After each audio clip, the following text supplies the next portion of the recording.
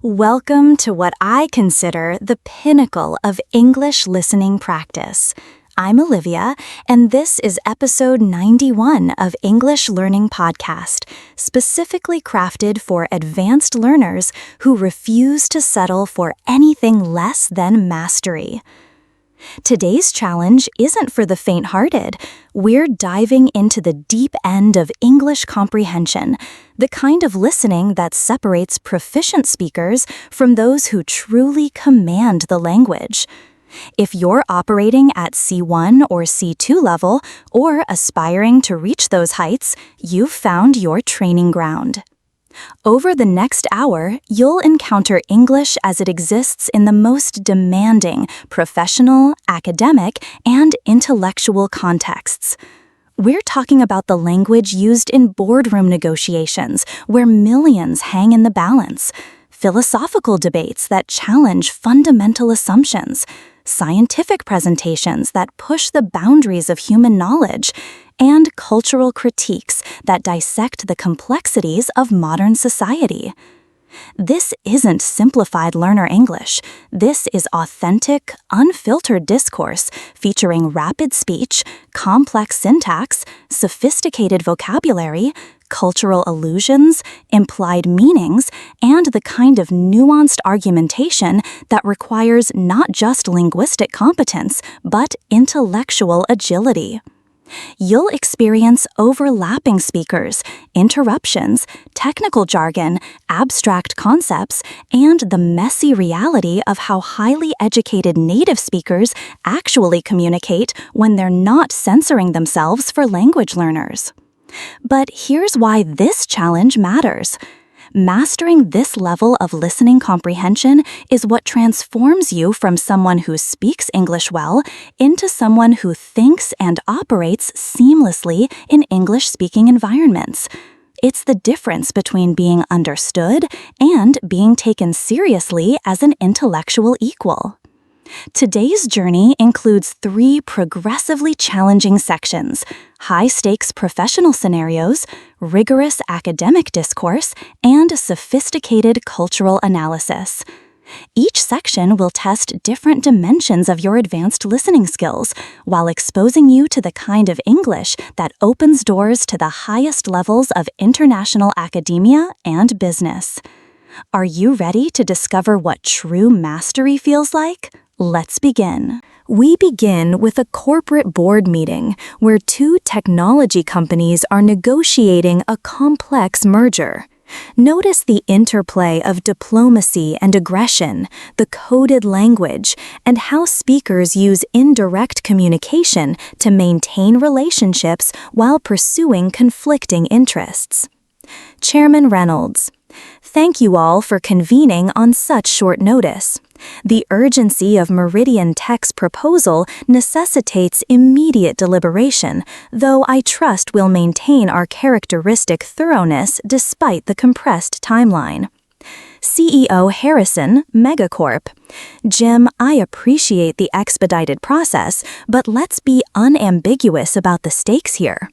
We're not just discussing a merger, we're contemplating a fundamental restructuring of the competitive landscape in enterprise software. The ramifications extend far beyond our immediate stakeholders. CEO Martinez, Meridian Tech: Michael, while I share your concern for stakeholder impact, I'd argue that market consolidation is inevitable in our sector. The question isn't whether this transformation will occur, but whether we'll be architects of change or casualties of inaction. CFO Davidson, Megacorp: Elena raises a compelling point about market dynamics, but the financial modeling raises some significant red flags. The synergies we're projecting, particularly the 40% reduction in operational redundancies, these figures strike me as overly optimistic, bordering on aspirational. Elena Martinez. Robert, I understand your skepticism regarding the synergy projections. However, our analysis incorporates actual performance data from comparable integrations, not theoretical calculations. The operational efficiencies aren't speculative. They're based on empirical evidence from similar consolidations in adjacent markets. Chief Legal Counsel Thompson. If I may interject, the regulatory landscape presents considerable complexities that haven't been adequately addressed in our preliminary discussions. The Justice Department's recent antitrust initiatives suggest heightened scrutiny for transactions of this magnitude, particularly in technology sectors with concentrated market shares. Chairman Reynolds. Sarah, what's your assessment of the regulatory timeline? Are we looking at a standard review process, or should we anticipate protracted negotiations with multiple regulatory bodies? Sarah Thompson. Based on recent precedents, I'd characterize this as falling into the category of transactions requiring enhanced due diligence. We're likely looking at a 12 to 18-month approval process, assuming no unexpected complications arise. The European regulators will undoubtedly conduct parallel investigations, which could extend the timeline further. Michael Harrison. The extended regulatory timeline introduces substantial execution risk. Market conditions could shift dramatically over 18 months, potentially undermining the strategic rationale for the merger entirely. Alina, how do you propose we mitigate this temporal uncertainty? Michael, that's precisely why we're advocating for a collar structure with indexed valuations tied to performance metrics rather than static pricing. If market conditions deteriorate, the valuation adjusts accordingly. If they improve, both parties benefit proportionally. CFO Davidson, Megacorp. The collar mechanism is intellectually appealing, but it introduces implementation complexities that could prove problematic. How do we reconcile disparate accounting methodologies? How do we address the inevitable disputes over performance attribution? These aren't trivial technical considerations. Head of Strategy, Williams. Robert raises valid operational concerns, but perhaps we're overcomplicating the structural elements. The fundamental question remains whether this combination creates sustainable competitive advantages that justify the inherent integration risks and regulatory uncertainty. Elena Martinez. David, the competitive advantages are demonstrable and substantial. We're not merely aggregating existing capabilities, we're creating entirely new service offerings that neither organization could develop independently within relevant market timeframes. Chairman Reynolds. Alina, when you reference entirely new service offerings, are you referring to the AI-enhanced analytics platform, or are there additional innovations that haven't been disclosed in the preliminary presentations? Jim, the AI platform represents the most visible innovation, but the deeper value proposition lies in the convergence of our respective data architectures. The combined data set creates network effects that exponentially enhance predictive capabilities across multiple customer segments. Michael Harrison. The technological synergies are compelling, but I remain concerned about cultural integration challenges. Our organizations have fundamentally different approaches to innovation management, talent retention, and customer relationship development.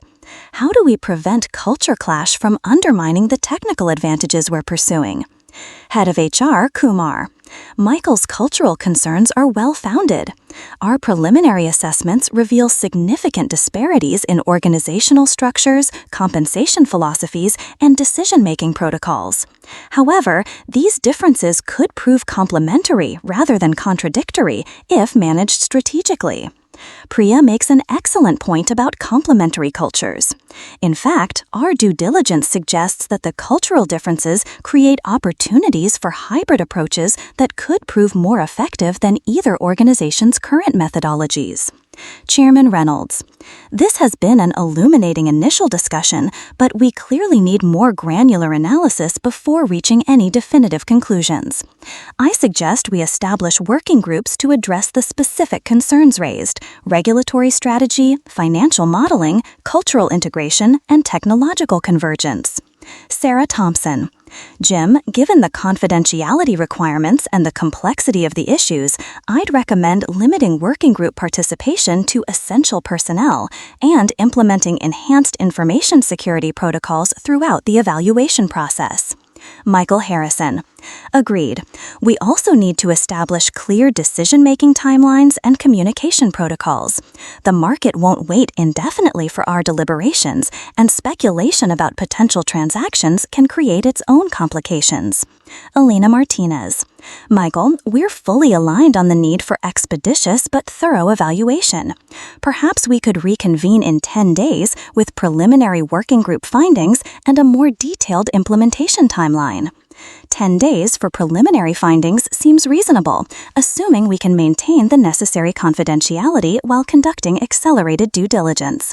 Let's adjourn for now and reconvene with more definitive data and recommendations. Notice how this conversation demonstrates advanced business English. Indirect communication strategies, technical financial vocabulary, diplomatic disagreement, and the complex dance of high-stakes negotiations where every word carries strategic weight. Next, we move to international diplomacy, a climate summit where national representatives negotiate binding emissions targets. Observe the multilateral complexity, the tension between national interests and global imperatives, and the sophisticated rhetoric required for international consensus building. Secretary General Morrison: Distinguished colleagues, we reconvene this afternoon with the sobering recognition that our negotiations have reached a critical juncture. The scientific evidence presented by the IPCC delegation this morning leaves no room for equivocation. The window for maintaining global temperature increases below 1.5 degrees Celsius is rapidly closing. Ambassador Chen, China: Secretary General Morrison, while China acknowledges the urgency conveyed by the scientific community, we must also acknowledge the practical realities constraining developing economies.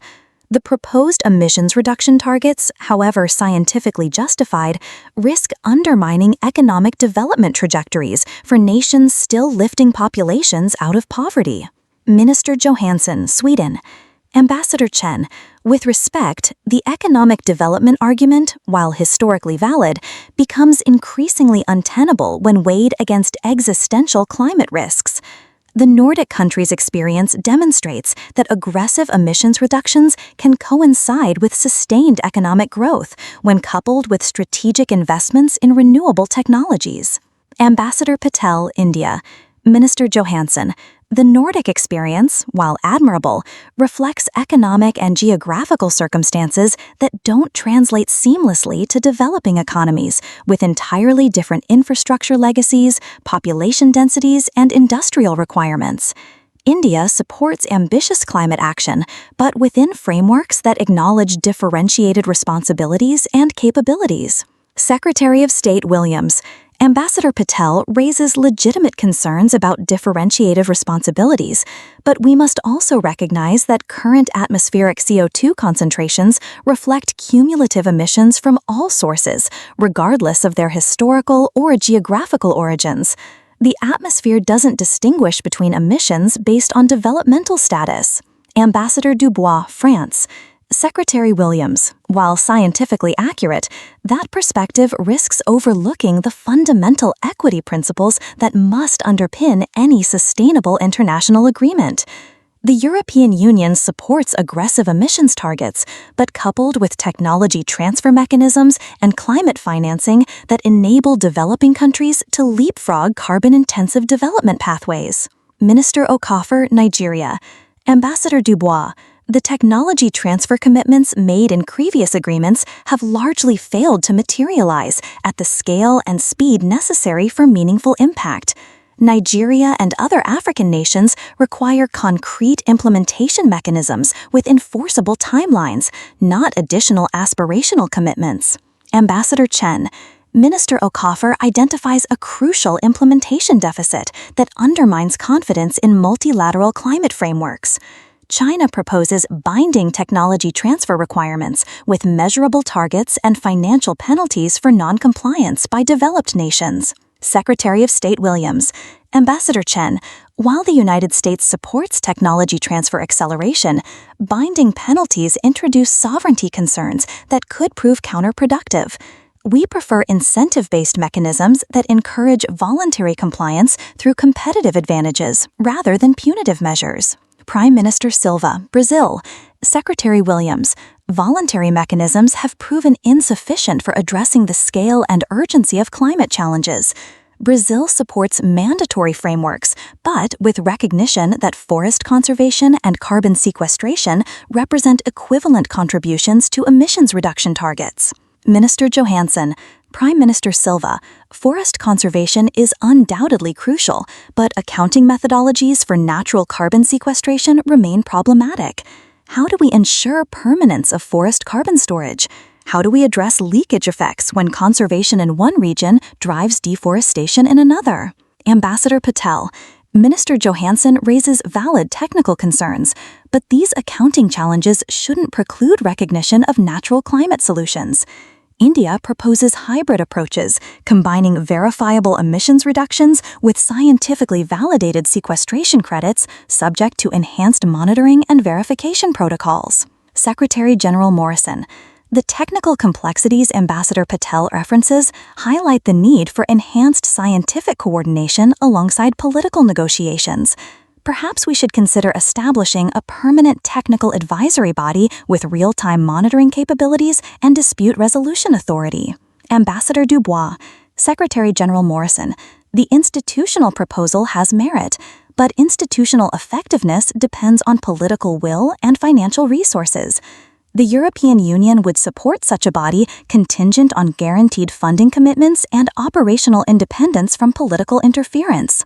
Minister Okafor, Ambassador Dubois, institutional independence is crucial, but we must ensure developing country representation in governance structures. African nations won't support technical bodies dominated by developed countries, regardless of funding commitments or operational mandates. Secretary of State Williams, Minister Okafor's governance concerns are legitimate. The United States proposes rotating leadership with weighted voting that reflects both financial contributions and vulnerability to climate impacts, ensuring that those most affected by climate change have proportional influence over mitigation strategies. Ambassador Chen, Secretary Williams, weighted voting mechanisms risk perpetuating existing power imbalances rather than addressing them. China supports consensus-based decision-making with enhanced consultation requirements for major policy decisions affecting developing countries. Prime Minister Cele, Ambassador Chen, consensus requirements could paralyze decision-making when urgent action is required. Brazil supports qualified majority voting with minority protection provisions and mandatory impact assessments for developing countries. Secretary General Morrison, these governance discussions highlight the fundamental tension between effectiveness and legitimacy in international institutions. Perhaps we should focus on areas where consensus already exists and build institutional trust through successful implementation of limited but achievable targets. Minister Johansson, Secretary General Morrison, the incremental approach has merit, but scientific evidence suggests we may not have the luxury of gradual consensus building. Climate tipping points operate independently of political timelines, and institutional trust becomes irrelevant if we exceed critical temperature thresholds. Ambassador Patel, Minister Johansson's urgency is well-founded, but institutional legitimacy affects implementation capacity. Agreements without broad-based support risk becoming aspirational documents rather than operational frameworks, potentially undermining long-term climate action rather than accelerating it. Secretary General Morrison, this tension between urgency and legitimacy appears to be a recurring theme in our negotiations. I suggest we adjourn today's session and reconvene tomorrow with more specific proposals for addressing both the scientific imperatives and the political realities that constrain our options. This diplomatic exchange illustrates the sophisticated discourse required for international negotiations: multilateral perspective-taking, technical precision, diplomatic euphemisms, and the complex balance between national interests and global imperatives. Our final professional scenario takes us to an academic conference where leading experts debate the ethical implications of artificial intelligence. Notice the interdisciplinary complexity, the theoretical sophistication, and the way experts navigate disagreements while building on each other's arguments. Moderator, Professor Martinez. Good afternoon, colleagues. Today's panel addresses one of the most pressing intellectual challenges of our era: the ethical frameworks necessary for governing artificial intelligence systems that increasingly influence fundamental aspects of human experience. Our distinguished panelists bring perspectives from philosophy, computer science, law, and cognitive science to bear on these complex questions. Professor Chen, Philosophy, Oxford. Thank you, Maria. I'd like to begin by challenging a fundamental assumption that often underlies these discussions: the notion that we can develop ethical frameworks for AI systems independently of broader questions about moral agency, consciousness, and the nature of responsibility itself. The question isn't simply how to make AI systems behave ethically, but whether our existing ethical categories are adequate for entities that may possess forms of intelligence that are fundamentally alien to human cognitive architectures. Dr. Williams, Computer Science, MIT. Angela raises fascinating ontological questions, but from an engineering perspective, we face more immediate practical challenges. Current AI systems, regardless of their ultimate metaphysical status, are already making decisions that affect human welfare in domains ranging from healthcare to criminal justice. We need actionable ethical frameworks now, not after we resolve fundamental questions about machine consciousness that may remain intractable for decades. Professor Johnson, Law, Harvard.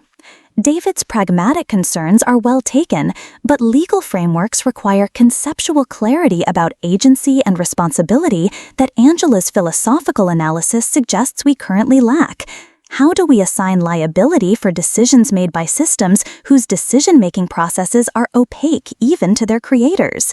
How do we ensure due process when algorithmic decisions affect fundamental rights but operate through mechanisms that resist human comprehension? Dr. Patel, Cognitive Science, Stanford. Margaret's legal concerns highlight a crucial epistemological challenge. Our ethical and legal frameworks assume forms of transparency and accountability that may be incompatible with the distributed, emergent decision-making processes characteristic of advanced AI systems. The human cognitive biases that shape our notions of fairness and responsibility may prove systematically inadequate for evaluating AI behavior. Professor Chen. Priya's point about cognitive biases is particularly salient because it suggests that the problem isn't simply technical but involves fundamental limitations in human moral reasoning itself.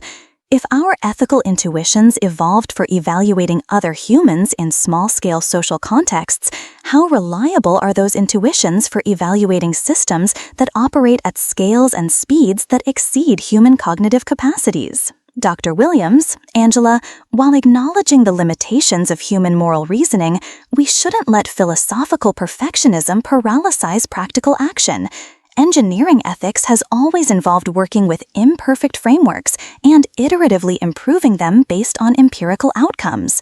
We can begin with existing ethical principles, beneficence, non-maleficence, autonomy, justice, and adapt them based on experience with AI systems. Professor Johnson. David's iterative approach has merit, but legal systems require predictability and consistency that iterative adaptation may undermine. Moreover, the stakes of getting AI ethics wrong, particularly in domains like autonomous weapons or predictive policing, may be too high for experimental approaches that treat human welfare as data points in iterative improvement processes.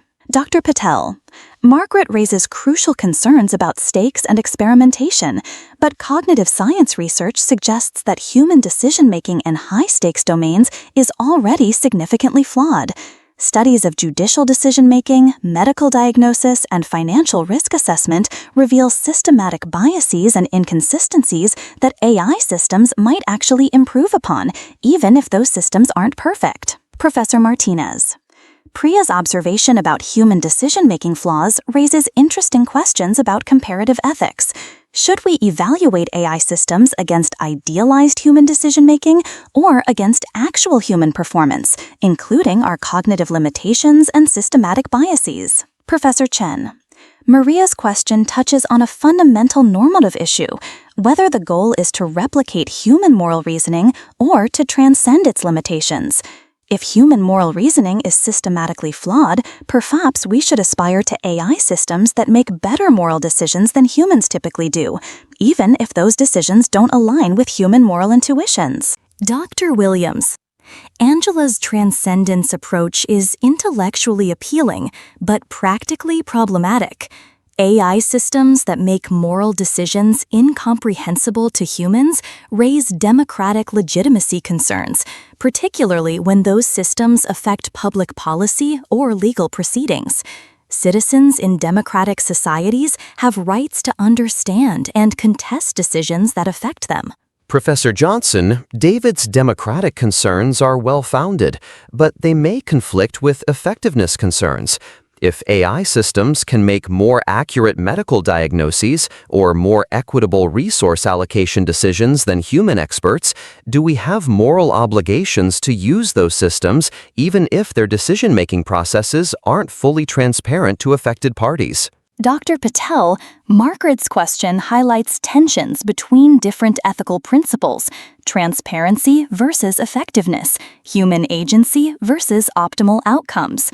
Cognitive science research suggests that humans often prefer explanations that feel satisfying over explanations that are actually accurate, which complicates efforts to make AI decision-making more comprehensible. Professor Martinez, these tensions between transparency and effectiveness, human agency and optimal outcomes seem to recur throughout our discussion. Are these irreconcilable conflicts, or might there be synthesis approaches that honor multiple values simultaneously? Professor Chen, Maria's question about synthesis is crucial because it suggests that the either-or framing may itself be problematic. Perhaps we need meta-ethical frameworks that can navigate trade-offs between competing values contextually, rather than establishing universal hierarchies among ethical principles. Dr. Williams, Angela's meta-ethical approach resonates with engineering design principles where optimization requires balancing multiple objectives simultaneously. We might develop AI systems with configurable ethical parameters that allow different stakeholders to prioritize different values based on context and application domain. Professor Johnson, David's configurable approach is intriguing, but raises questions about who gets to configure ethical parameters and based on what authority. Democratic input into AI ethics might require new institutional mechanisms that don't currently exist in most political systems. Margaret's institutional concerns suggest that AI ethics isn't just a technical or philosophical challenge, but a fundamentally political one, requiring new forms of collective decision-making and democratic participation that account for cognitive limitations and systematic biases in human judgment. This observation about the political dimensions of AI ethics seems like an appropriate point for wrapping up today's discussion. The complexity of these issues clearly requires continued interdisciplinary collaboration and public engagement as these technologies continue to evolve. This academic panel demonstrates the highest levels of intellectual discourse, theoretical sophistication, interdisciplinary synthesis, nuanced argumentation, and the ability to build complex ideas collaboratively while maintaining scholarly disagreement. We transition now to pure academic discourse, a graduate philosophy seminar examining consciousness and personal identity. This represents English at its most abstract and intellectually demanding, requiring not just linguistic competence but philosophical sophistication. Professor Davidson, today we're examining Derek Parfit's reductionist account of personal identity and its implications for moral responsibility, particularly as articulated in Reasons and Persons. I'd like to begin by considering whether Parfit's psychological continuity criterion can adequately address the persistence of moral agency across time, especially in light of recent neuroscientific evidence about the constructed nature of autobiographical memory. Graduate student Sarah. Professor Davidson, if we accept Parfit's claim that personal identity is fundamentally illusory, that what we consider the unified self is actually a series of connected but distinct psychological states, doesn't this undermine not just moral responsibility, but the entire phenomenological structure of conscious experience itself? Professor Davidson, Sarah raises a crucial phenomenological objection. The felt sense of unified consciousness does seem to resist Parfit's reductionist analysis, but we need to distinguish between the phenomenology of selfhood and its ontological status. The persistence of selfhood as an experienced phenomenon doesn't necessarily vindicate its metaphysical reality. Graduate student Marcus. But Professor Davidson, doesn't that distinction between phenomenology and ontology presuppose a problematic dualism? If consciousness is fundamentally embodied, as enactivist cognitive science suggests, then the phenomenological unity of experience might be constitutive of personal identity rather than merely epiphenomenal. Visiting scholar Dr. Chen. Marcus's enactivist approach is intriguing, but it may conflate different levels of analysis. The embodied nature of cognition doesn't necessarily support strong claims about personal identity persistence. Neural plasticity research suggests that even embodied cognitive processes are subject to continuous reconstruction that might undermine rather than support identity persistence. Dr. Chen, but if we take embodiment seriously, we can't treat neural plasticity as undermining identity persistence without falling into a reductive physicalism that ignores the emergent properties of consciousness. The enactivist approach suggests that identity emerges from dynamic coupling between organism and environment rather than residing in static neural configurations. Professor Davidson, Sarah's emergentist account is sophisticated, but it faces what I call the grain problem. If identity is emergent from dynamic processes, at what temporal and spatial scales does this emerge? Are we conscious beings, or conscious moments, or conscious events? The boundaries seem arbitrary. Graduate student Marcus. Professor Davidson, the grain problem might actually support rather than undermine emergentist approaches. If consciousness operates across multiple temporal scales simultaneously, as global workspace theory suggests, then identity might be scale relative rather than absolute, which could reconcile Parfit's reductionism with phenomenological unity. Professor Davidson, Marcus's scale-relative approach is conceptually appealing, but it raises questions about moral responsibility that seem practically intractable. If identity varies across temporal scales, which scale is relevant for attributing responsibility? Do we hold responsible the person moment, the person day, the person year? Graduate student Jessica. Dr. Chen, perhaps the practical intractability of scale-relative responsibility attributions reveals something important about moral responsibility itself, that it's a pragmatic construction rather than a metaphysical fact. This might align with Strawson's reactive attitudes approach better than traditional desert-based theories. Professor Davidson, Jessica's Strawsonian move is clever, but it may collapse into relativism if moral responsibility becomes purely pragmatic. How do we distinguish legitimate from illegitimate responsibility attributions if the criteria are contextual rather than metaphysically grounded? Dr. Chen, but doesn't the metaphysical grounding approach face equally serious problems? If consciousness research reveals that unified agency is neurologically illusory, defending traditional responsibility concepts may require ignoring empirical evidence in favor of folk psychological intuitions. Dr. Chen, Sarah's empirical challenge is significant, but we should be cautious about deriving normative conclusions from descriptive neuroscience. The naturalistic fallacy applies here. The fact that neuroscience reveals consciousness to be constructed doesn't automatically entail that moral responsibility is illegitimate. Graduate student Marcus. Dr. Chen, but if we're really committed to naturalism, shouldn't our moral concepts be revisable in light of empirical discoveries? The persistence of folk psychological concepts, despite scientific disconfirmation, might reflect cognitive conservatism rather than philosophical insight. Graduate student Jessica. Marcus, that assumes a problematic hierarchy between scientific and moral discourse.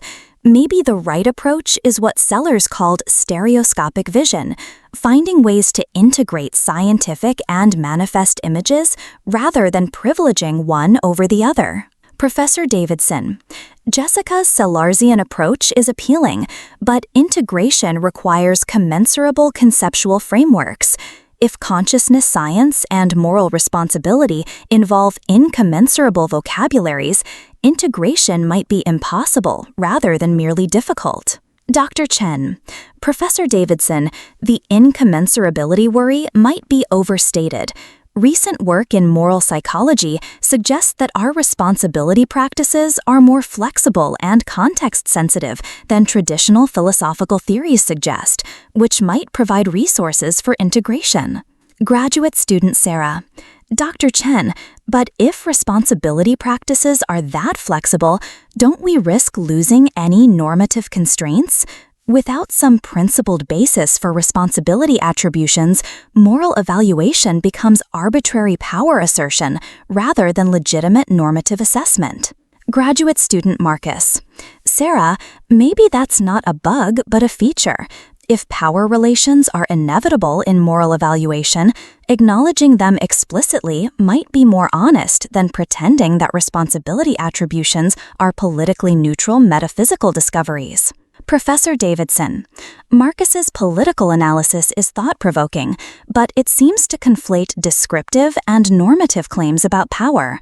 The fact that responsibility attributions involve power relations doesn't necessarily delegitimize the normative authority of those attributions. Graduate student Jessica. Professor Davidson, but if we take seriously the idea that moral concepts are historically and culturally variable, as genealogical approaches suggest, then claims about normative authority might reflect parochial assumptions rather than universal truths. Dr. Chen. Jessica's genealogical approach raises important questions about moral epistemology, but it may be self-undermining. If all normative claims reflect parochial assumptions, doesn't that include the genealogical critique itself? Dr. Chen, the self-reference problem with genealogical critiques is real, but it might point toward a more modest conclusion, that normative claims require local justification rather than universal grounding, which is compatible with fallibilistic but non-relativistic moral epistemology. This has been a characteristically rich discussion that's opened more questions than it's answered, which is perhaps appropriate for these fundamental issues. For next week, I'd like you to read Shoemaker's Self, Body, and Coincidence and consider whether psychological continuity theories can accommodate the embodiment insights we've discussed today. This philosophical seminar exemplifies academic English at its most demanding: abstract conceptual analysis, sophisticated argumentation, technical philosophical vocabulary, and the ability to engage with multiple theoretical frameworks simultaneously. Scientific research presentation. Quantum computing breakthrough. Next, we encounter cutting-edge scientific discourse, a research presentation announcing a quantum computing breakthrough. Notice the technical precision, the complexity of explaining revolutionary concepts, and the interplay between theoretical sophistication and practical implications. Dr. Elizabeth Chen, thank you for attending this special session. Today, I'll present findings from our collaboration with IBM Research and the University of Vienna that we believe represent a fundamental breakthrough in quantum error correction, specifically the demonstration of logical qubit coherence times exceeding 1 millisecond using novel topological stabilizer codes implemented on superconducting quantum processors. To contextualize these results, consider that quantum computing's transformative potential has been constrained by decoherence, the tendency of quantum states to deteriorate through environmental interaction. Current superconducting qubits maintain coherence for microseconds, insufficient for meaningful quantum algorithms requiring thousands of logical operations. Our approach leverages topological quantum error correction, where logical qubits are encoded in non-local properties of many-body quantum systems that are inherently protected against local perturbations. Think of it as distributed quantum information storage that's robust against individual component failures. Audience member, Dr. Rodriguez. Dr. Chen, topological approaches have been theoretically promising for decades, but experimental implementations has faced insurmountable fabrication challenges. How did your team overcome the precision requirements for creating and manipulating anionic excitations in condensed matter systems? Dr. Chen, excellent question, Miguel. Rather than attempting to fabricate naturally occurring topological phases, we've implemented effective topological protection using surface codes with carefully engineered noise correlations. By introducing controlled environmental coupling that creates spatially correlated decoherence patterns, we've achieved quantum error correction thresholds comparable to theoretical topological systems. Dr. Tanaka, audience. The correlation engineering approach is ingenious, but doesn't introduced environmental coupling inherently increase decoherence rates? How do you reconcile enhanced protection with increased noise? Dr. Tanaka, that's the counterintuitive aspect of our results. While total decoherence rates increase, the spatial correlation structure enables dramatically more efficient error correction. The syndrome extraction process becomes deterministic rather than probabilistic, reducing the quantum overhead required for fault-tolerant computation. Dr. Patel, audience. Dr. Chen, could you elaborate on the syndrome extraction improvements? Traditional quantum error correction requires exponential overhead scaling, which has been a fundamental obstacle to practical quantum computing. Absolutely, Dr. Patel.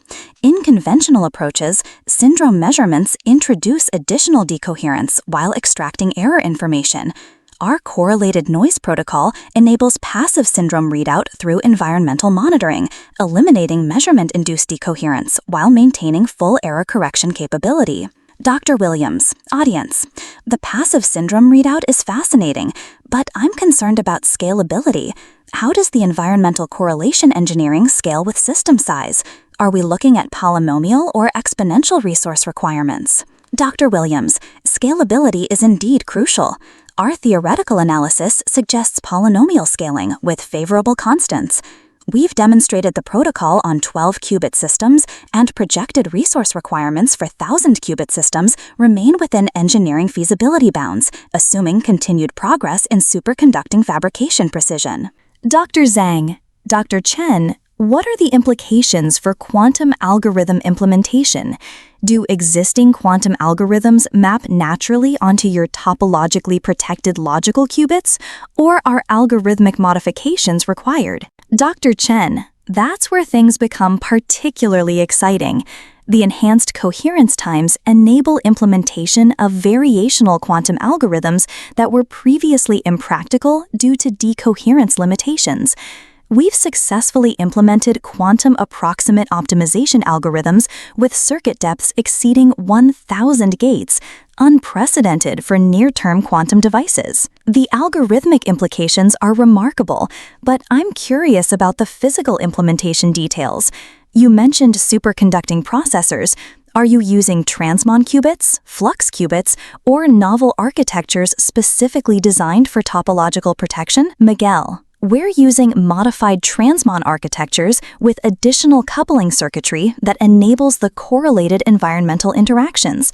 The key innovation involves engineered dissipation channels that create non-local quantum correlations while preserving computational basis state coherence. The engineered dissipation approach is conceptually appealing, but engineering specific environmental correlations seems technically formidable.